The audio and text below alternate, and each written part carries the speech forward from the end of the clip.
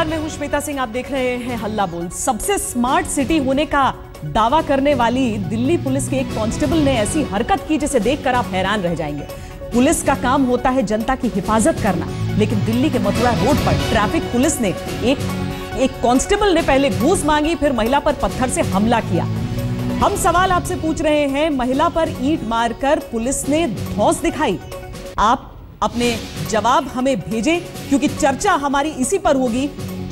हम न सिर्फ राजनीतिक पार्टियों के अलग अलग नुमाइंदों से बातचीत करेंगे, बल्कि पुलिस के नुमाइंदों से भी बात करेंगे। जानेंगे दिल्ली में हो क्या रहा है। सवाल हमारे यही है, दिल्ली पुलिस महिलाओं का क्या सम्मान नहीं करती है? क्या दिल्ली वाले छोटी छोटी बात पर बेकाबू हो जाते हैं? जाहिर है, जिस तरह के मामले एक के बाद एक हमारे सामने आते जा रहे हैं, हाल ही में जिस तरीके से डीटीसी बस के ड्राइवर को पीट कर मार दिया गया, और अब एक पुलिस वाले ने ही अपना गुस्सा निकाला ईंट फेंककर। हम आपको दिखाते हैं एक ऐसी रिपोर्ट जिसमें कुछ ऐसी तस्वीरें हैं जिसके बाद आप यही सोचेंगे, ये वही पुलिस है जो नारा लगाते घूमती है कि आपके साथ, आपके लिए सदैव।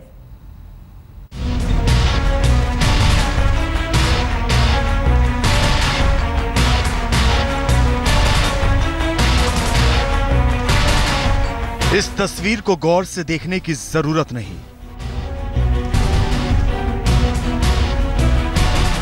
वीडियो में जो दिख रहा है वो दिल्ली पुलिस का चेहरा दिखाने के लिए काफी है। एक महिला पर पत्थर मारता ये दिल्ली ट्रैफिक पुलिस का कांस्टेबल है। तस्वीर हैरान कर देने वाली है। आखिर ये कैसा रोड रेस है?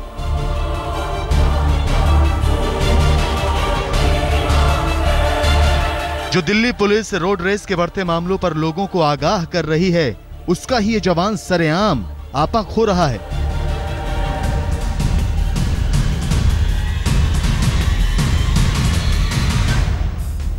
वो भी एक महिला पर सरेआम पत्थर से वार कर रहा है।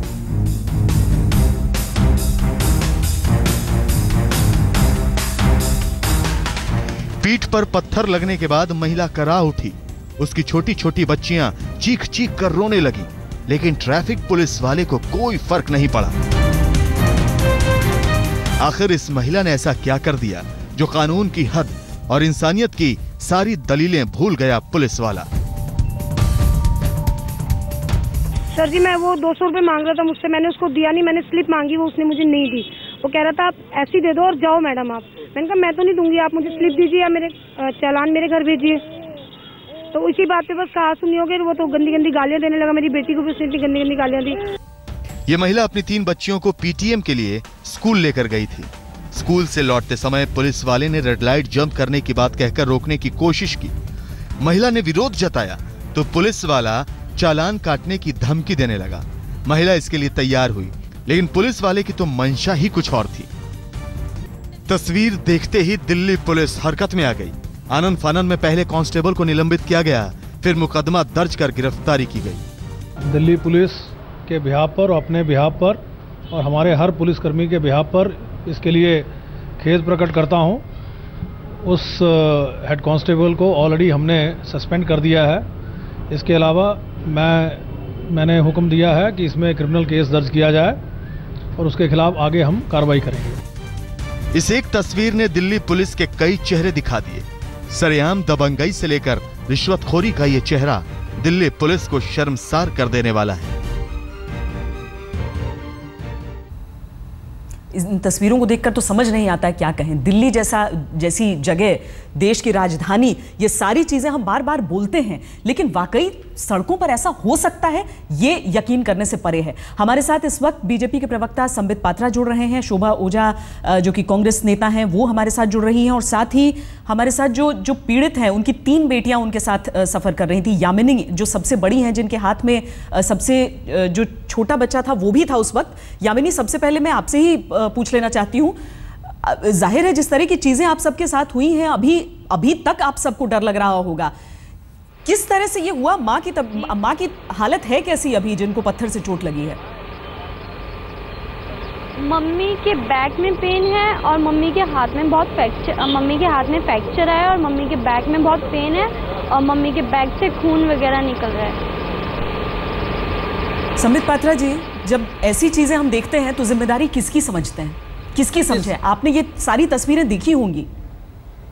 नहीं, बहुत ही नृशंस तस्वीरें हैं, मतलब ये तो इमेजिनेशन से बाहर है। मैं आपको सच बताऊं श्वेता जी, तो जब हम छोटे थे, और आप भी याद होगा जब हम लोग मोरल साइंस में पढ़ा करते थे कि आप अगर कभी भी बच्चे के रूप में ट्रैफिक में फंस जाए या रोड ना क्रॉस कर पाए तो ट्रैफिक अंकल से कहना, वो आपको क्रॉस करा देंगे। और कभी भी आपको किसी परेशानी में आप एड्रेस नहीं जानते हो, माँ बाप से हाथ छूट गया हो, तो ट्रैफिक अंकल से कहना, वो आपको घर पहुँचा देंगे। बड़ा दुख लग रहा है कि वैसे ना ट्रैफिक अंकल अब दिख रहे हैं, ना उस प्रकार की पुलिस आई अब दिख रही है। कहीं ना कहीं जिस प्रकार से ये जो बच्ची हमारे साथ आज मौजूद है, क्या गुजरा होगा उसके मन में जब उसने देखा होगा कि पत्थर उठा के पुलिस उसकी मां को मार रहा है। जिस पुलिस को ना केवल महिला तो छोड़िए, किसी भी आदमी को बचाना चाहिए, मगर उल्टे वो मार रहा है, तो इससे क्या उस बच्ची पे गुजर रहा होगा, क्या संस्कार पुलिस को लेकर पूरे हिंदुस्तान में जा रहा है, ये अपने आप में लेकिन संबित पात्रा जी, ये एक ट्रैफिक अंकल का फेलियर है या एक व्यवस्था का फेलियर है, एक सिस्टम का फेलियर है? कई दफा ये कहा जाता है कि पुलिस को संवेदनशील बनाया जाएगा, पुलिस को तमाम तरह के लेक्चर्स दिलवाए जाएंगे, लेकिन उस सब के बीच अगर ये चीजें हम देखते हैं तो ये फेलियर किसका है? नहीं, देखिए, दोनों ही है। एक ट्रैफिक पुलिस का भी फेलियर है इंडिविजुअली, और दूसरा एक सिस्टम का भी फेलियर है। अब ये टिपिकल जो केस है, पर्टिकुलर केस है, मैं इस केस को लेके ये नहीं कहूँगा कि हर पुलिस वाले का यही रवैया रहता है, ये वो पत्थर से मारता है या वो आक्रामक हो जाता है, मगर हाँ, इस पुलिस वाले ने एक एरेंट पुलिस बिहेवियर का इंडिविजुअली एक पूरा अफेयर दर्शाया है। मगर पुलिस सिस्टम को भी, जिस पुलिस रिफॉर्म्स के बारे में हम लगातार कई वर्षों से बात करते आ रहे हैं, उस पुलिस रिफॉर्म की आवश्यकता है। जो पुलिस वाले को हम भर्ती करते हैं, क्या उसकी शैक्षिक जो आवश्यकताएं हैं वो पूरी हैं? क्या जो हमने पहले भी बात की थी उसे कर्टसी सिखाई जाएंगी? आपको ध्यान होगा गुड़िया नामक एक बच्ची के साथ जब दुर्व्यवहार हुआ था आज से कुछ 1.5 साल पहले, 2 साल पहले, तब पुलिस को कर्टसी सिखाई जाएगी, पुलिस को व्यवहार सिखाया जाएगा, इस प्रकार का एक विषय सामने आया था। मगर कहीं ना कहीं मुझे लगता है ये रिफॉर्म्स अभी तक सिस्टम ने आत्मसात नहीं किया है। आवश्यक है कि तमाम प्रेशर्स के बावजूद भी पुलिस को ये सिस्टम अपनाना चाहिए, रिफॉर्म्स तुरंत होने चाहिए। शोभा ओझा जी, दरअसल इस तरह के मामले होते हैं तो सबसे पहले जो उंगलियां हैं वो एक दूसरे की तरफ उठनी शुरू हो जाती हैं। इस पूरे मामले को जब आप देखती हैं, क्योंकि ये मामला इकलौता अगर अपने सामने हम देखें तो अलग बात है, लेकिन अगर हम इसमें एक पूरे समाज का अक्स देखें, एक पूरी व्यवस्था की परछाई देखें, तो मामला बदल जाता है। यहां पर किसकी हार? देखिए, मैं समझती हूँ जो मूल्यों की गिरावट समाज में हुई है उसका रिफ्लेक्शन हम हर फील्ड में देखते हैं, और उसी का एक नमूना आज हमने पुलिस को भी करते देखा। जिस तरह से पुलिस वाले ने महिला को ईंट उठा के मारी, रिश्वत नहीं दिए जाने पर, बहुत ही निंदनीय है। और मैं समझती हूँ पुलिस ये एक अकेला इंसिडेंट्स नहीं है।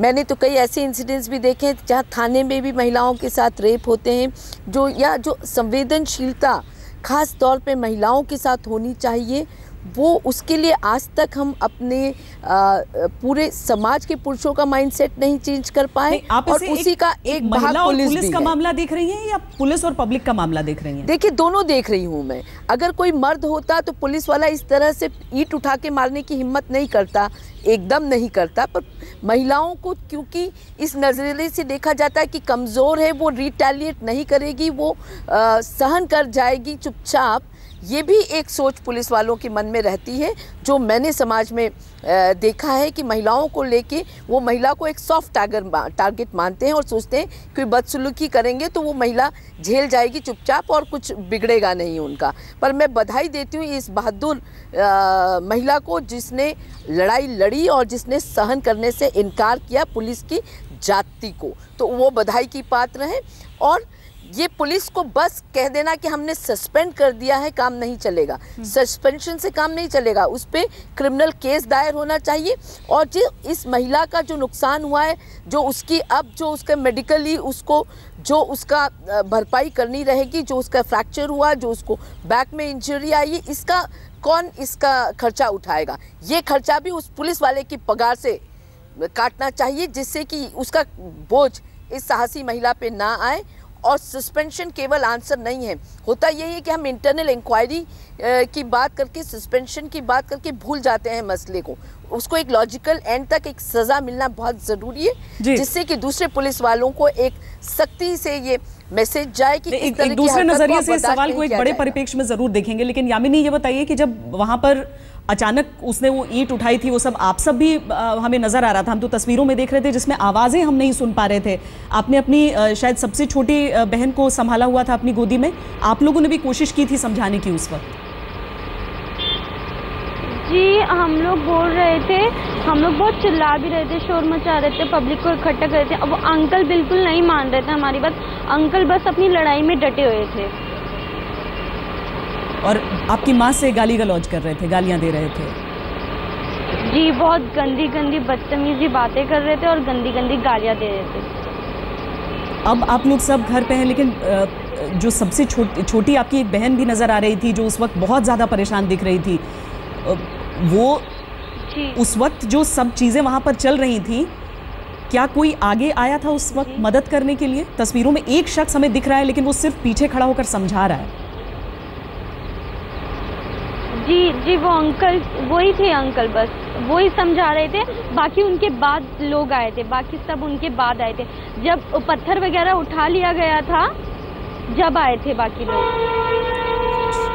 संबित जी, दरअसल जो शोभा ओझा कह रही हैं कि ऐसा एक मिसाल बनाना चाहिए, सजा कुछ ऐसी देनी चाहिए कि एक मिसाल बने, लेकिन इसमें दो फाड़ हो जाता है। दरअसल हम दो पहलुओं से इसे देखते हैं कि करेक्टिव और प्रिवेंटिव, दो चीजें।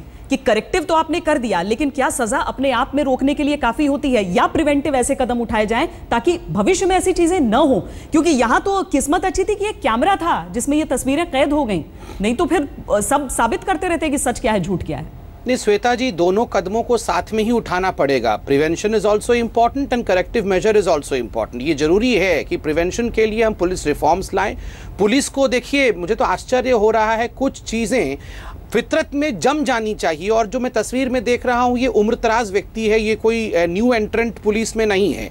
इतने वर्षों के बाद पुलिस में कुछ बातें तो घर कर जानी चाहिए कि मैं तो रक्षक हूँ, मुझे तो किसी भी कीमत पे पत्थर नहीं उठाना चाहिए, चाहे मुझे कितना भी कोई इंस्टिगेट कर दे, मेरा काम है लोगों को बचाना। उसके बावजूद भी इतने वर्ष की नौकरी के बाद अगर इन्होंने पत्थर उठाया है तो ही हैज़ नो एक्सक्यूज़, कोई उसका एक्सक्यूज़ ही नहीं है। और जहाँ तक कानून और शोभा जी ने जो कहा, बहुत सख्त सज़ा होनी चाहिए। अभी मैं पुलिस कमिश्नर के बयान को सुन रहा था, उन्होंने कहा कि क्रिमिनल एक्ट इनके ऊपर लगा दिया गया है, सजा चलेगी और ये तो कोर्ट के हाथ में है, कोर्ट जो उचित समझे। अभी हाल फिलहाल में हमने एक दिन पहले यह भी देखा कि कैसे एक डीटीसी बस ड्राइवर को पीट के मार दिया गया, रोड रेज का केस। एक साल पहले इसी रोड रेज, ऐसे ही एक रोड रेज के केस में जो एडिशनल सेशन जज है कामिनी लाओ, उन्होंने बहुत एक बढ़िया जजमेंट दिया है और इस जजमेंट में उन्होंने कहा है, जो हम सब कह रहे हैं, कि बहुत सख्त कानून होने चाहिए इस प्रकार के रेज के लिए। और जो इस पुलिस वाले ने किया है, ये तो सरासर बदतमीजी भी है और एक रेज भी है। पुलिस वाले कभी पब्लिक रेज में आ जाए ये अलग बात है, उससे कैसे डील करना हमें सोचना है, मगर पुलिस अगर रेज में आ जाए फिर तो भगवान ही बचाए जनता को। सही बात है, क्योंकि जब भी इस तरह का, जब एक मॉब, एक भीड़ की तरफ से भी पत्थरबाजी होती है तो कहा जाता है कि पुलिस लाठीचार्ज अंतिम उसका तरीका होता है। यहां पर तो पहले ने अगर पत्थर उठाया, दूसरे ने उस पर पत्थर मार दिया। इस तरह की तस्वीरें हमें दिख रही हैं। हमारे साथ किरण बेदी इस वक्त जुड़ रही हैं, रिश्वत ना देने के लिए। जी वाकई किरण बेदी इस वक्त जुड़ रही हैं। किरण जी, आपसे बेहतर दिल्ली के मिजाज को कौन समझ सकता है, दिल्ली पुलिस के इस व्यवहार को कौन समझ सकता है? सबसे पहले इन तस्वीरों को देखने के बाद आपकी प्रतिक्रिया क्या है? पहले हम आपकी समझ के नजरिए से इस मामले को देखना चाहेंगे। किरण जी, इस केस में पुलिस कमिश्नर ने 2-3 स्टेप्स लिए हैं। केस रजिस्टर किया, सस्पेंड किया और उसको अरेस्ट भी किया। मैं समझती हूँ चौथा कदम लेने की जरूरत है, वो है इसको कंपल्सरी रिटायर करना, ताकि नौकरी से ये निकल जाए। और अगर ये केस से बच के आता है तो नौकरी पे वापस ले लिया जाए, नहीं तो ये नौकरी से भी जाए। सो ऐसे व्यक्ति को डिपार्टमेंट में रहना ही नहीं है। ये होगी एग्जेम्पलरी पनिशमेंट कि आप इतनी ट्रेनिंग, इतनी ब्रीफिंग, इतनी हाहाकार, मीडिया में प्रेशर, पब्लिक की एक्सपेक्टेशंस, आपको ये बार बार कहा जाता है और फिर भी आप हरकत करते हैं, तो फिर आप डिपार्टमेंट में रहने के लायक नहीं हैं। तो मैं समझती हूँ ये 311(2) इंडियन कॉन्स्टिट्यूशन में आप इनको वॉलंटरी रिटायरमेंट कर सकते हैं ऑन द बेसिस ऑफ वो वॉलंटरी रिटायरमेंट नहीं लेगा, कंपल्सरी रिटायरमेंट करना पड़ेगा, ताकि ऐसा मैसेज डिपार्टमेंट को जाए कि तुम ये नहीं हरकत कर सकते, तुम हमारा सारी मेहनत किया कराए एक आदमी सारी उसकी खराब कर देता है। मैं अभी ट्विटर देख रही थी, ये बीबीसी की भी न्यूज बनी है, तो वर्ल्ड वाइड ये न्यूज जाती है जो कि हिंदुस्तान के नाम को बहुत बदनाम करती है। एक आदमी सारे हिंदुस्तान को बदनाम करता है, तो यह बर्दाश्त नहीं होगा। मैं समझती हूँ ये मैसेज बार बार जाए। हम एक ब्रेक के लिए रुक, बड़ा इंपॉर्टेंट है, हम ये जानने की कोशिश करें, मुझे कंप्लीट कर लीजिए, जानने की कोशिश करें कि ऐसे आदमी हरकत की क्यों, इतना कुछ करने के बाद ये कौन सी मानसिकता की प्रॉब्लम है, ताकि हम उससे सबक सीखें और फिर प्रिवेंशन की तरफ। तो सिस्टम में क्या कमी है ताकि आगे की प्रिवेंशन हो सके, इसकी भी जरूरी है। ये पत्थर दिल दिल्ली पुलिस से दिल पर पत्थर डालकर देखना पड़ रहा है। जिस तरह की तस्वीरें हैं उन्हें यकीन, कोई अगर बयां करे तो यकीन करना मुश्किल हो जाए। ये तस्वीरें हमारे सामने हैं।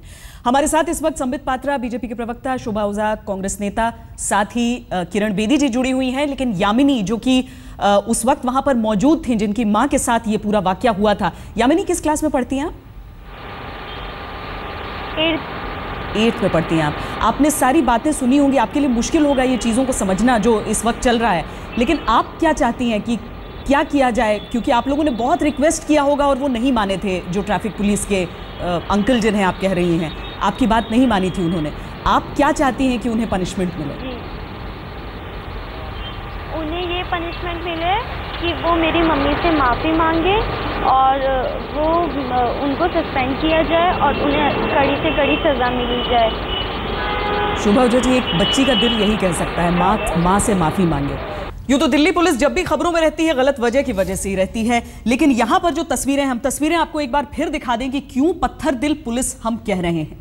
दरअसल एक महिला अपनी 3 बच्चियों को लेकर स्कूल से वापस लौट रही थी, जिसके बाद वहां पर पुलिस वाले ने उन्हें रोका और लाइसेंस की चेकिंग के बाद कुछ और कागजात मांगे। कुछ अनियमितता थी जिसकी वजह से ट्रैफिक पुलिस के उस कांस्टेबल ने कहा कि आप मुझे 200 रुपए दीजिए। महिला ने कहा मुझे रसीद दीजिए तो मैं 200 रुपए देती हूं। इस पर दिल्ली पुलिस वाले ने कहा कि दरअसल गलती आपकी इतनी बड़ी है कि आपको इससे ज्यादा चुकाना पड़ेगा, तो 200 रुपए चुपचाप दीजिए और निकल लीजिए यहां से। महिला ने विरोध किया तो देखिए वहां पर नतीजा उसका क्या हुआ। छोटे बच्चे आपको स्क्रीन पर दिख सकेंगे, उनमें जो सबसे बड़ी बच्ची है जो 8वीं कक्षा में पढ़ती है, यामिनी इस वक्त हमारे साथ है, उसकी गोदी में सबसे छोटा बच्चा है और साथ ही में स्कूल यूनिफॉर्म में एक और बच्ची आपको नजर आ रही है। ये सब उस महिला के साथ, और ट्रैफिक पुलिस के कांस्टेबल ने इस तरीके से ईंट उठाकर सीधा उस महिला पर चला दिया। महिला के हाथ में फ्रैक्चर आया है, पीठ पर चोट आई है, और हम चर्चा इसी बात पर कर रहे हैं कि अगर दिल्ली पुलिस ही, अगर पुलिस ही इस तरह की करतूतें करेगी तो आखिर जनता का रक्षक कौन होगा, जनता की रक्षा कौन करेगा? ये तस्वीरें उस कांस्टेबल की हैं जिसे हिरासत में ले लिया गया है, लेकिन ये उस वक्त की तस्वीरें। वहां पर कोई शख्स था जिसने अपने जरिए ये वीडियो पूरा बनाया और इसीलिए ये तस्वीरें हम सबके सामने हैं और हम चर्चा कर पा रहे हैं इस पर। हमारे साथ इस वक्त संबित पात्रा भी जुड़े हुए हैं और साथ ही शोभा ओझा भी हैं। संबित जी, जिस तरह से दिल्ली की सड़कों पर निकलते हुए रोज इस तरह के वाक्य देखते हैं, हालांकि ईंट चलाना, जिस तरह की अमानवीयता वहां पर नजर आ रही है वो एक तरफ है, लेकिन जिस तरह की चीजें हम हमेशा देखते रहते हैं, ऐसा नहीं है कि दिल्ली में ये पहला मामला है या फिर आखिरी मामला है, और इसीलिए लगता है कि शायद कोई नतीजे पर पहुंचने की जरूरत आ चुकी है, कोई इसका उपाय चाहिए ही चाहिए। अब नहीं, आप श्वेता जी सही सवाल पूछ रही हैं। देखिए, जो काम अभी इस दिल्ली पुलिस के जवान ने, जो ट्रैफिक पुलिस के जवान ने किया है, इसका तो कोई एक्सक्यूज ही नहीं है। खैर, उसको दंड भी मिलेगा, मगर हमने कल भी देखा था कि इस प्रकार एक व्यक्ति ने एक डीटीसी बस के ड्राइवर अशोक को पीट के मार दिया। आप देखिए, पूरी दिल्ली में जिस प्रकार से रोड रेज और एक स्ट्रेस का लेवल बढ़ता जा रहा है, ये चिंताजनक विषय है। ये राजनीति से ऊपर हम सबको उठ के सोचना होगा कि आखिर दिल्ली में ऐसा क्यों हो रहा है। कहीं ना कहीं एक छोटे से जगह में इतने लोग हम हो गए हैं, सड़क की कमी है, ट्रैफिक यातायात मैनेज नहीं हो पा रहा है, ट्रैफिक रोज ऐड होते जा रहा है। ऐसे में थोड़ा सा भी किसी की गाड़ी टच हो जाती है तो हमको लगता है कि गाड़ी में जो 2 स्क्रैच पड़ गए वो ज़्यादा इंपॉर्टेंट है, मनुष्य का जीवन महत्वपूर्ण नहीं है। और भरी हुई बस में तमाम लोग देख रहे हैं और एक बस ड्राइवर को मार दिया जाता है। मुझे लगता है बहुत चिंता का विषय है और समय रहते अगर हम सब इस पे चिंता नहीं करते हैं तो आने वाला समय भयावह होने वाला है। शोभा जी, रोड रेज जिस तरह से संबित भी याद दिला रहे हैं, सिर्फ वहां का नहीं, तुर्कमान गेट उससे पहले हम याद कर लें, एक से बढ़कर एक मामले यहाँ पर रोज का रोज इस तरह के मामले। क्या जनता भी उतनी ही, जो पुलिस है वो भी एक प्रतिबिंब ही है जिस समाज में हम रह रहे हैं? इतना रोड रेज, इतना गुस्सा आखिर क्यों और क्या तरीका है इसका? क्या जो नियम कानून है जिसकी वजह से मालूम है कि अगर रोड रेज में कुछ हो भी जाता है तो हम आसानी से छूट जाएंगे, ये भी एक वजह है कि लोग आराम से अपना हाथ छोड़ देते हैं? कट गया। शोभा जी हमारी आवाज नहीं सुन पा रही है इस वक्त, लग रहा है जी, शोभा जी तक हमारी आवाज नहीं पहुंच पा रही है। जिस तरीके से हम यहाँ पर आपको बता रहे हैं ये पूरा मामला, जिस तरह से ये तस्वीरें हम आपको दिखा रहे हैं और जिस तरह से ये सवाल उठा रहे हैं कि क्या इस तरीके की हरकतें पुलिस कर सकती है या नहीं, इसके साथ ही एक समानांतर सवाल खड़ा होता है कि क्या जनता भी अपनी जो जिम्मेदारी है उसे निभा रही है? संबित, जब यामिनी से हमने इस बच्ची से पूछा था कि क्या कोई मदद के लिए आया था तो उसने सिर्फ एक अंकल का जिक्र किया है जो वहां पर तस्वीर में दिख रहे हैं और वो भी थोड़ा सा पीछे ही हटके, क्योंकि पुलिस वाले का मामला है। यहां पर जनता भी, हम हर बार हल्ला उठा देते हैं, हम हर बार एक शोर मचाते हैं इन मामलों में, चाहे निर्भया का मामला हो, चाहे उसके बाद से हजारों मामले हो, कि जनता सामने नहीं आती है। ये भी एक चीज है जी। नहीं, बहुत सही कहा यामिनी ने अभी कि एक अंकल आए, मगर देखो मैं भी टीवी पे देख रहा हूं कि वो जो एक शख्स आए हैं वो भी एक रिलक्टेंट अंकल हैं, क्योंकि कहीं ना कहीं उनको भी लग रहा था कि मैं इन्वॉल्व हूं या नहीं हूं, ये पुलिस वाला है, कहीं ये मुझ पे ही ना बरस पड़ेगा। शुक्र है कि यहां तो कम से कम एक आदमी आया, बाकी तो देख रहे हैं, वो हम भी देख रहे हैं। मगर कल जब अशोक को पीट के मार दिया गया, डीटीसी बस ड्राइवर को, और अनेकों लोग उस बस में मौजूद थे, एक भी व्यक्ति नहीं आया, और निर्भया और उसके दोस्त को जब फेंक दिया गया था सड़क पे निर्वस्त्र, उस समय वस्त्र देने के लिए भी लोग नहीं आए। तो हम सबको अपने गिरेबान में भी झांकने की आवश्यकता है। जो काम, जघन्य काम पुलिस वाले ने किया उसकी तो कोई, देखिए मैंने आपको शुरू में ही कहा, जनता जो करे फिर भी वो अलग विषय है, मगर पुलिस जो रक्षक है उसके पास तो कोई एक्सक्यूज ही नहीं है कि वो इस प्रकार का काम कर सके, क्योंकि तमाम इन रोड रेज से बचाने का काम पुलिस का ही है। इसलिए पुलिस कभी भी अपने हाथ में वो अस्त्र ना उठा ले जो अस्त्र वो परमिसिबल नहीं है। ईंट उठा के मारना पुलिस का धर्म ही नहीं है, और पता नहीं कैसे एक उम्रदराज व्यक्ति ने ऐसा कर दिया है। शोभा जी, आवाज आ रही है आपको? शोभा जी, सुन पा रही हैं आप हमें? नहीं, उन तक हमारी आवाज अभी भी नहीं पहुंच रही है। यामिनी, हमने पूरा उस वक्त की वो सारी तस्वीरें देखी थी, आपने बताया कि किस तरीके से आप लोग कोशिश कर रहे थे कि नहीं ये सारी चीज़ें हो। ईंट उठाकर उस पुलिस वाले ने मारा था। जब उसने वो पैसे मांग रहा था आपकी माँ से, तो आप लोग सब वहीं पर थे, सुन रहे थे? आपकी माँ ने कहा था कि मैं नहीं दूंगी जब तक रसीद नहीं दिया जाएगा। जी। लेकिन उसने खुले रिश्वत मांगी थी। जी, उस अंकल ने बोला था कि पहले तुम मुझे 200 रुपये दो, फिर मैं तुम्हें पर्ची दूंगा, पर्ची नहीं दूंगा। उन्होंने बोला था अगर तुम मुझे 200 रुपये दे दो, मैं फिर इस बात को यहीं पर रफा दफा कर दूंगा, अगर तुम पर्ची लोगी तो ये बात कोर्ट तक पहुंचेगी। अच्छा, यानी धमकी दी उसने कोर्ट की। और संबित, इसीलिए ये मासूमियत यहाँ पर जो हम देखते हैं कि अभी भी ये बच्ची अंकल ही बोल रही है उस ट्रैफिक पुलिस वाले को, जिस तरह से आपने भी बचपन का जिक्र किया था, जहाँ पर अंकल के साथ कितना बड़ा भरोसा आता है, उस वर्दी के साथ कितना बड़ा भरोसा आता है। लेकिन क्या वक्त आ चुका है कि जिन पुलिस रिफॉर्म्स की हम बात करते हैं, जिनका एक छोटा सा हिस्सा ये ट्रैफिक कांस्टेबल्स भी हैं, उन सारी चीज़ों को भी अब लागू करने का वक्त आ चुका है। एक बुजुर्ग ट्रैफिक कांस्टेबल को हम देख रहे हैं इन तस्वीरों में, उसे तो मिसाल बनाना है सजा के जरिए, उसे तो मिसाल जरूर बनाना है कि कोई भी ऐसी हिम्मत न करे। उसे मालूम होना चाहिए वो रक्षक है पब्लिक का, और किसी भी कीमत पर, किसी भी उकसावे पर इस तरह की हरकत वो नहीं कर सकता है। लेकिन इसके दूसरे पहलू को भी अंजाम देने का वक्त आ चुका है। नहीं, आप बिल्कुल ठीक कह रही हैं श्वेता जी। देखिए, ये जो पूरा केस है ये बहुत अलग है। आप एक तो महिला है जिस पे आक्रमण हुआ, और दूसरा दुखद विषय देखिए 3 उनकी बेटियां हैं जो वहां देख रही हैं सब कुछ, सभी महिलाएं हैं। किस प्रकार का संदेश पूरे इंटरनेशनल कंट्रीज में हमारे देश के प्रति गया है।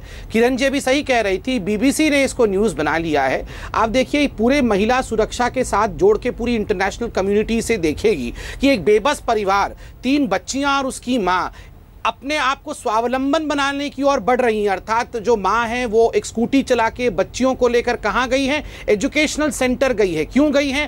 पेरेंट टीचर मीटिंग अटेंड करने के लिए। अर्थात महिलाएं तो चाह रही हैं कि वो आगे बढ़ें, मगर किस प्रकार से उनके ऊपर आक्रमण हुआ, एक रिग्रेसिव सिस्टम ने उनको रोकने की कोशिश की, ये पूरे विश्व में अब प्रचार बन जाएगा। इसलिए मुझे लगता है कि तुरंत इसको ठीक करने की आवश्यकता है, पुलिस रिफॉर्म्स को लाने की आवश्यकता है। और पुलिस में भी आप देखिए एजुकेशनल क्वालिफिकेशन इत्यादि जो एंट्री लेवल में चाहिए उसके ऊपर चिंतन वाकई करना चाहिए। मैं इसका एक्सपर्ट नहीं हूं, एक्सपर्ट जरूर बेहतर बता पाएंगे, मगर व्यक्तिगत रूप से मुझे लगता है जो मोदी जी ने एक बार कहा था कि टीचर्स अगर अच्छे लोग नहीं बनेंगे तो अच्छे शिष्य, अच्छे विद्यार्थी कहां से आएंगे, अच्छे लोग कैसे उत्पन्न होंगे। ठीक उसी प्रकार अगर अच्छे पुलिस वाले अर्थात अच्छे एजुकेशनल क्वालिफिकेशन के साथ पुलिस वाले नहीं आएंगे तो अच्छा सिस्टम कैसे बनेगा। किरण बेदी जी जुड़ चुकी हैं हमारे साथ एक बार फिर। किरण बेदी जी, मामला हम अपने सामने देख रहे हैं, मुश्किल हम अपने सामने देख रहे हैं, इसका उपाय क्या हो? क्योंकि रोड रेज के मामले अगर बढ़ रहे हैं, उसमें अब पुलिस में भी वो गुस्सा हमें दिख रहा है, तो फिर क्या हम एक अलग फ्लाइंग स्क्वाड की तरफ देख रहे हैं जो दिल्ली की सड़कों में सिर्फ इसी बात का जायजा लेने के लिए घूमे कि क्या कहीं पर कुछ ऐसा तो नहीं हो रहा है जिसमें किसी की जान चली जाए सड़क पर?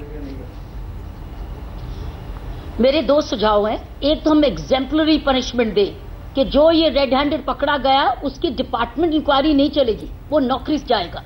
इसका मतलब है कि प्राइस ऑफ ये जो करप्शन का प्राइस अभी भी हिम्मत जो कर रहा है ऐसी हरकत करने का, तो उसकी प्राइस है जॉब जाना, आपका काम जाना। इसका मतलब certainty of punishment, severity of punishment, severe punishment, certain punishment and immediate punishment. पहली तो बात हम ये करें। दूसरा मेरा सुझाव ये है कि इसका जो नेक्स्ट सीनियर ऑफिसर है उससे पूछें कि तुम इस ऐसे व्यक्तियों को क्या रोज ब्रीफिंग देते हो, क्या रोज ट्रेनिंग देते हो, क्योंकि ये हेड कांस्टेबल के और पुलिस कमिश्नर के बीच में पता नहीं 16 रैंक्स होंगी या 8 रैंक्स होंगी, वी कैन काउंट। जो इसका सीनियर है असिस्टेंट सुपरिंटेंडेंट, फिर नेक्स्ट सीनियर है सब इंस्पेक्टर, फिर ये है उसके बाद आएगा इंस्पेक्टर, फिर आएगा एसीपी, फिर आएगा डीसीपी। मैं समझती हूँ उसके एएसआई जो असिस्टेंट सब इंस्पेक्टर है उससे पूछना चाहिए कि तुम्हारा जूनियर अभी भी हरकत कैसे कर पाता है, तुम उसको रोज क्या ब्रीफिंग देती हो, तुम और तुम्हारी ट्रेनिंग क्या। क्योंकि ट्रेनिंग सिर्फ पुलिस ट्रेनिंग कॉलेज में जाकर नहीं होती, ट्रेनिंग सुबह की जो रोल कॉल होती है, मॉर्निंग डिप्लॉयमेंट, किस वक्त आपने मॉर्निंग ब्रीफिंग दी।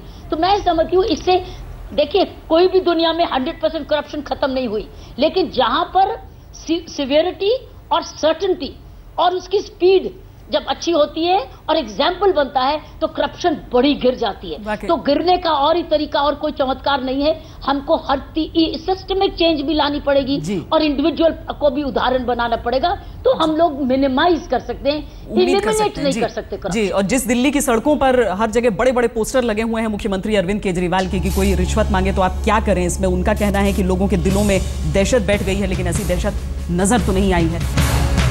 आपको बता दें कि वो हेड कांस्टेबल जिसने पत्थर चलाई थी महिला पर, उसे बर्खास्त कर दिया गया है, उसे नौकरी से निकाल दिया गया है। हालांकि किरण बेदी जी अभी हमारे साथ जुड़ी हुई हैं जो कह रही हैं कि कड़े से कड़ा कदम इस मामले में उठाए जाने की जरूरत है। शोभा ओझा भी जुड़ चुकी हैं अब हमारे साथ। शोभा जी, कितना काफी होगा, क्योंकि हर हफ्ते हम एक न एक रोड रेज का मामला, यहां पर पुलिस के हाथ में पत्थर था इसीलिए ज्यादा गंभीर मामला हो जाता है, लेकिन ऐसा नहीं है कि कोई भी दिन ऐसा हमारा गुजरता है कि हम सुर्खियों में कोई ऐसी खबर नहीं देख लेते हैं। आखिर पूरी की पूरी दिल्ली इतनी संवेदनहीन नजर आती है। देखिए, ये दिल्ली अकेले का मसला नहीं, पूरे हिंदुस्तान में आप इससे भी बुरे इंसिडेंट्स होते हैं और हो रहे हैं, जहां इस तरह की जातियां पुलिस द्वारा की जा रही है इस देश के सिटीजन्स के साथ, कहीं मारा कूटा जाता है। ये तो आज कैमरे में आ गया, इसलिए ये बात एक्सपोज हो गई, इसलिए सज़ा हो रई है। और नई तो कैमरे में नहीं होता है, जब पता नहीं लगता है तो सज़ा का सवाल ही नहीं होता है। आम नागरिक पुलिस द्वारा भी मार कुटाई खाता है और जाति पुलिस की भी बर्दाश्त कर रहा है। तो बहुत ज़रूरी है कि पुलिस को सबसे पहले पुलिस रिफॉर्म्स लाना, पुलिस को संवेदनशील करना, और पुलिस अगर इस तरह की हरकत करती है तो और कड़ी सज़ा होनी चाहिए, क्योंकि ये तो रक्षक हैं और रक्षक ही अगर भक्षक बनेंगे तो आखिर देश की जनता किस पे विश्वास करेगी। आज मदद मांगने पुलिस के पास जाते हैं, अगर महिला कोई पुलिस के पास जाती है, कोई आम आदमी पुलिस के पास जाता है और उसी वही पुलिस अगर उसके साथ जाति करे, उसको मारे कूटे, रेप करे या इस तरह के इंसिडेंट्स आते हैं तो उन पे पुलिस को तो और सख्ती से निपटा जाना चाहिए, क्योंकि वो एक रक्षक के रोल में है। अगर वही इस तरह की हरकतें करेंगे तो आम नागरिक इस देश का आखिर किस पे विश्वास करेगा। जी जी किरण जी, एक बात को समझना चाहेंगे, क्योंकि अमूमन बाकी महानगरों में अगर देखते हैं तो मुंबई तो कहा जाता है इतना वक्त ही नहीं है, लोग अगर गाड़ियां छू जाती हैं तो लोग एक दूसरे की तरफ सॉरी का इशारा करते हुए निकलते हैं, बहसबाजी होती है। लेकिन इस तरह की जो जितनी हरकतें हैं दिल्ली से हमें सुनाई देती हैं वो देश के बाकी हिस्सों से कम ही सुनने में आता है। क्या ऐसी गलती हुई है, क्या ऐसी कदम नहीं उठाए गए हैं कि आज तक रोड रेज एक इतनी बड़ी समस्या के तौर पर सामने है? साउथ और नॉर्थ के कल्चर में मैंने देखा है, माफ करना मैं गलत भी हो सकती हूँ, लेकिन नॉर्थ और साउथ के कल्चर में और वेस्ट के कल्चर में, हमारे ईस्ट के कल्चर में भी, क्योंकि मैंने मिजोरम भी काम किया है, गोवा भी काम किया है, चंडीगढ़ भी काम किया है, पंजाब की मैं रहने वाली हूँ, दिल्ली की को मैंने पुलिसिंग देखी है। मैंने ये देखा है कि हमारे नॉर्थ, ईस्ट, वेस्ट, साउथ और इधर का एरिया में कल्चरली हमारे बिहेवियर्स में बहुत फर्क है, और हमारा एरिया ज्यादा गुस्से वाला है जी, ज्यादा गुस्से वाला है, ज्यादा मसल की ओर देखता है, ऊंचा भी गुस्सा उसको जल्दी आता है, उत्तेजित भी जल्दी होता है, ऊंचा की इश्यूज भी ज्यादा हैं। महिलाओं की तरफ भी इज्जत किस तरीके से देखते हैं, मैंने ईस्ट अपने देश के ईस्ट इंडिया में बहुत फर्क देखा है, वेस्ट में आपने मुंबई वगैरह का जिक्र किया, साउथ में बहुत फर्क है और हमारे इस एरिया में बहुत फर्क है। हमारा कल्चरल चेंज नहीं हुआ है, हमारा जनरेशनल, हमने एजुकेशन पर वो ध्यान नहीं दिया जो कल्चरल चेंज हम ला सकते हैं। हम एक मार्शल एंगल से देखते हैं, तो मैं ये बहुत चुनौती वाला का मामला है। तो इसलिए हमें एजुकेशन को अपने स्कूल की नई जनरेशन क्रिएट करने के लिए इन चीजों को वापस लाना, जिसमें गुस्सा कम हो, जिसमें स्पीड भी कम हो, जिसमें गाली गलौज भी कम हो, वक्त इतना ही है, लड़कियों की तरफ वक्त इतना ही है किरण जी हमारे पास। लेकिन बड़ी बात आपने कही है जी संबित, माफ कीजिएगा, वक्त इतना ही है संबित। दरअसल बड़ी बात है कि नई पीढ़ी को ऐसी तैयार करना होगा जहां गुस्सा न हो, किसी तरीके से शिक्षा में उसे शामिल करना होगा। बहुत शुक्रिया आप सबका इस चर्चा में शामिल होने के लिए। मुद्दा ये ऐसा है हमारे सामने जिसका जवाब सबको अपने भीतर भी झांकना पड़ेगा, लेकिन चूंकि ये मसला, ये वाला ताजा मसला पुलिस से जुड़ा है, इसलिए हमने सवाल पूछा था क्या पुलिस की वर्दी जानलेवा हमलों का लाइसेंस है। जो जवाब हमें मिले हैं उसमें 79% लोग कह रहे हैं हाँ, 21% लोग कह रहे हैं नहीं। पुलिस के व्यवहार में, रवैये में बदलाव आना होगा और इसके लिए भले ही क्यों ना पुलिस रिफॉर्म्स में तेजी लाई जाए, जिसका प्रस्ताव सालों से है। फिलहाल इतना ही, आप देखते रहिए आज।